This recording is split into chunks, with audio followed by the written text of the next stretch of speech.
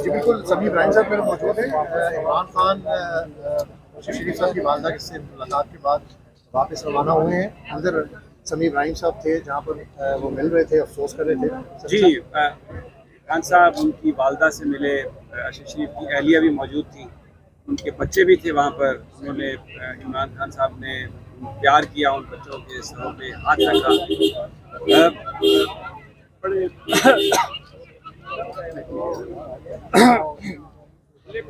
बड़े जज्बाती मनाजर थे और बड़े हौसले से उनकी वालदा ने इमरान खान से कहा कि अरशद शरीफ की जो कुर्बानी है उसे आप ज़ाया ना होने दीजिएगा, और मैं भी जहां मुझे आप कहेंगे मैं आके खड़ी होंगी।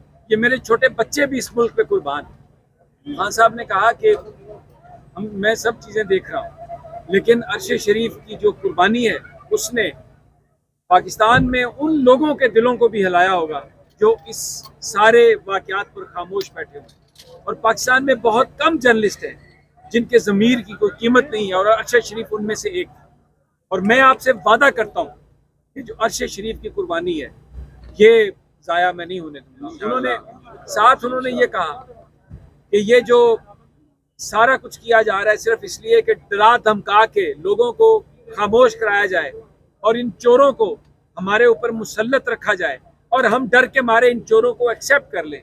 तो उन्होंने अरशद शरीफ की वालदा से कहा कि मैं आपको ये यकीन दिलाता हूँ कि मैं ऐसा नहीं होने दूंगा, इन चोरों को हम अपने मुल्क पे मुसल्लत नहीं होने देंगे इंशाअल्लाह। और अरशद शरीफ की जो कुर्बानी है वो बिल्कुल रायगा नहीं जाएगी। उनकी वालदा ने जो अरशद शरीफ के भाई जो शहीद हुए थे उनके हवाले से भी बात की।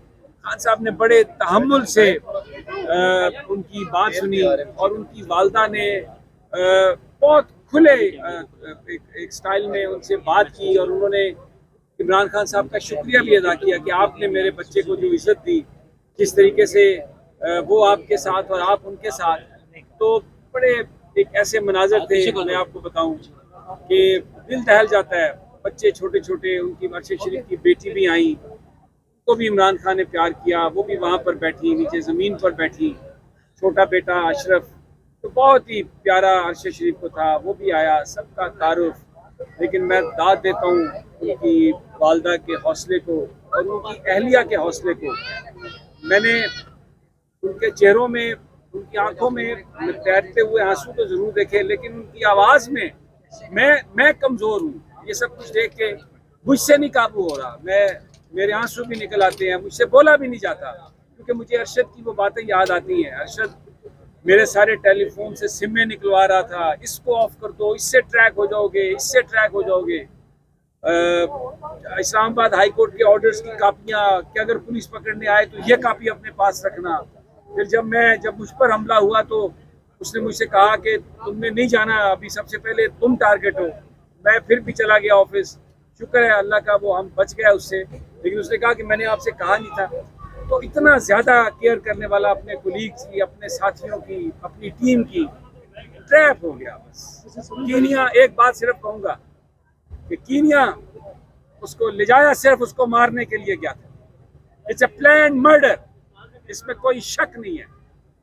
किसने करवाया ये अब तहकीकात करवा लें, कौन ये कीनिया। देखें, वो इसलिए गए थे कि वो दुबई गए थे और उनके दुबई की गवर्नमेंट को यहाँ से कहा गया कि आप इसे वापस भेजें। तो दुबई हुक्काम गए अरशद शरीफ के पास, ये मैं आपको खबर दे रहा हूँ, हमें कोई डर नहीं है किसी का। और दुबई वालों से कहा कि इसको आप वापस भेजें पाकिस्तान। तो दुबई के लोग अरशद शरीफ के पास आए और उन्होंने कहा कि आपके पास एक दिन है, या तो आप यहाँ से कहीं और चले जाएं या फिर हम आपको पाकिस्तान वापस भेज देंगे। और अरशद शरीफ के पास किसी मुल्क का वीज़ा नहीं था उस वक्त। On arrival visa, Pakistani passport सिर्फ कीनिया का मिलता था। तो वहाँ से बचने के लिए अरशद शरीफ कीनिया चला।